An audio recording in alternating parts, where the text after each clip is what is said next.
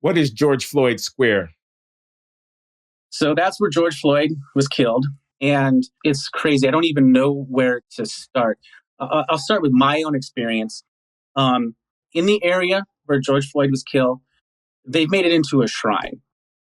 Again, I know you guys have talked about this kind of religious, holy experience of stuff like this. And it's a shrine. It's completely a shrine. Are we talking about an intersection, a city block, a neighborhood? What are we talking about? You're talking about several city blocks, actually. It happened in an intersection, and the intersection itself is, walled off. It's set up now. It didn't used to be. It's set up now, kind of like Columbus Circle with a raised fist. The last time I was there, there's a giant artistic raised fist that the city approved of and helped install. But it was not a circle before. But it's an intersection where Cup Foods was. But what they did was they turned it into an autonomous zone after George Floyd was killed. So it was basically like Chaz. Chaz in Seattle was this Seattle Autonomous Zone was a reaction and as part of the George Floyd riots across the country.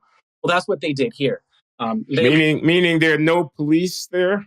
I mean, what does it mean, an autonomous zone? Yeah, okay. So now there are police, but no, for around a year, there were no police. So I'll tell you, I have a friend who lived down the street from where George Floyd was killed. I got constant firsthand reports of what was happening in that autonomous zone. So what happened was the people, the protesters turned it into an autonomous zone of about 5 or 6 blocks. Again, I want to be generous, right? I don't want to be super partisan. When you think about what happened during that summer, we all know all the bad things that happened.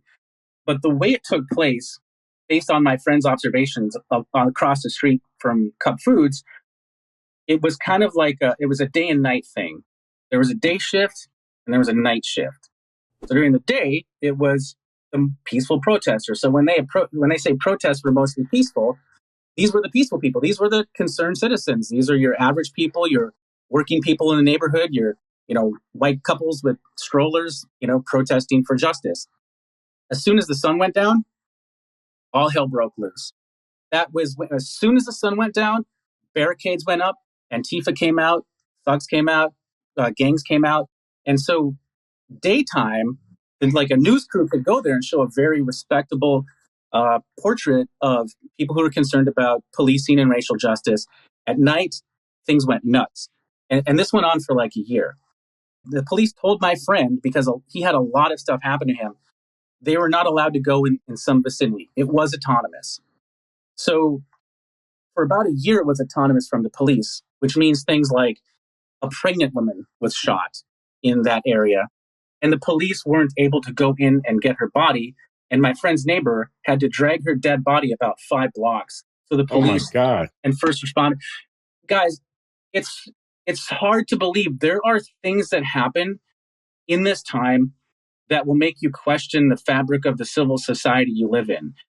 So when I tell you I'm concerned and upset, it's because there are things that happen here that are really just unbelievable. There was a gas station on the corner across from Cup Foods that was routinely looted. It was just kind of happening all the time. And my friend asked one of his neighbors, say, aren't you concerned that the police don't come in here and there's looting all the time and people are shooting all the time? He said, oh, don't worry about it, man. The Bloods got it. The Bloods got it. The Bloods controlled security. The Bloods were keeping us safe and keeping that neighborhood safe in charge of security during that year of the autonomous zone. And the police were not present. There's a shot spotter in the neighborhood. And excuse me, the Bloods, meaning the street gang, as in Crips and Bloods. That is correct, sir. That is correct. Yeah, go ahead. On that note, from the very first day, I mean, honestly, I've been thinking about this, and maybe someone should write a book about this. From the very first day, my friend was telling me what's happening. They're protesting, and there's peaceful protesting. Everyone's gathering and whatnot. In the middle of the afternoon, while everyone was gathering to protest, some guys started shooting at each other. Like a gun battle happened in the middle of daylight on the very first day of the protest. I'm not against protesting. If you're wrong, I disagree with you. Go ahead and protest. But it was a very bad situation. So it became autonomous fairly quickly. Here's a crazy thing. This is just a wild story. There's a more concerning story I have to tell you. But one thing that happened was when they were robbing this gas station one night, it kind of got robbed over and over again, right? Because this lawlessness continued for months. And one night when they were robbing, people were going in, the Bloods, because they control security, there was a guy wearing a security jacket, making sure people were wearing a mask when they went in to loot the Safeway gas station. It's so hard. It's just crazy. But on a more serious note, another night that summer, one of my friend's neighbors was very upset about. Imagine this is your neighborhood, and this is why I'm upset. I mean, it's hard to be calm when you know about these things, right? So these are people's lives. So my friend had a neighbor who was like a 50-year-old white woman. She was mad. She was going to go tell these guys off and tell them where to go because they're ruining her neighborhood. My friend's like, hey, no. Don't think about it. After he did that, he turned around and someone put a gun in his chest and said, "Keys, boss." Gave him his keys, took his car, stole his car, gun in his chest. Who knows what could have happened, right? The next day, that person was found. They found the stolen car. The police, a couple of cops chased that guy who crashed the car. As he was crashing the car and getting arrested, he backed the car up and tried to run over the police. Now, imagine you're a Minneapolis police officer and a criminal, who's probably, he's a black kid, probably a gangbanger, tries to run you over in a car a month after George Floyd happened. Are you going to shoot him? What are you going to do? So these are the situations that people were put in. So they just arrested that guy. My friend went to get his car from the police impound lot, talk about pressing charges, and they said, "Oh, he's already out." The protester bailout fund bailed him out. That's how insane George Floyd Square was for the first year.